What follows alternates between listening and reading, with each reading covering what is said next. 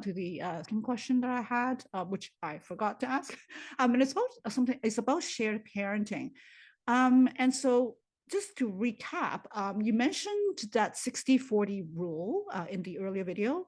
And I basically just want to recap here that child support is payable to whichever parent has the child more than 60% of the parenting time. I don't know if I'm wording this right. But what about the situation where parents are sharing the parenting time more like half-half? Like, so how is child support calculated there? Is a different formula, isn't it?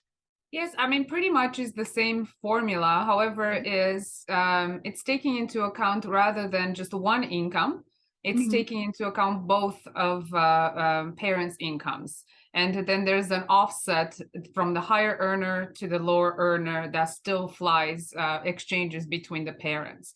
So essentially, what this looks like is you still calculate child support based on your individual income, but because you have a shared arrangement where you share the child or the children's time more or less equally, so anywhere between 60-40 type of split, or equal, or 50-50, and then both of those incomes get calculated. And so for example, one parent is table amount, it's called, would be calculated. The other parents would be calculated as well. And unless they have exactly the same income, there's going to be a difference. And that's that difference between the table amounts is payable from the higher earner to the lower earner.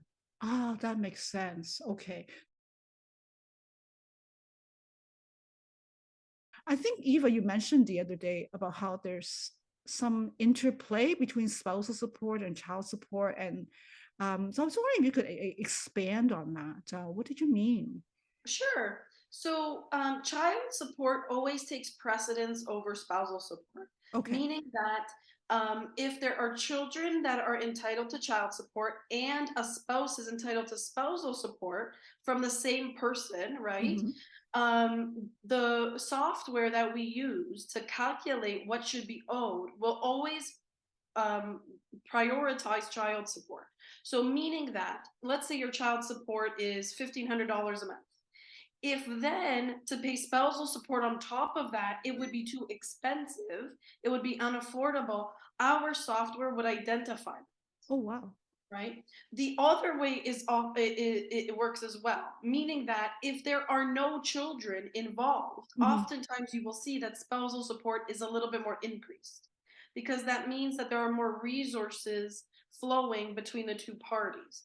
So in families that have children, sometimes we see lower spousal support or no spousal support. And in families without children, sometimes there could be an increased amount of spousal support. It all depends on the incomes. Oh, right. I was doing a little bit of reading before, and I noticed that in the spousal support guidelines, there's actually a range, right, that they give you. So I think That's that's right. kind of what they're talking about. Could be low range or high range. Yep. Yeah.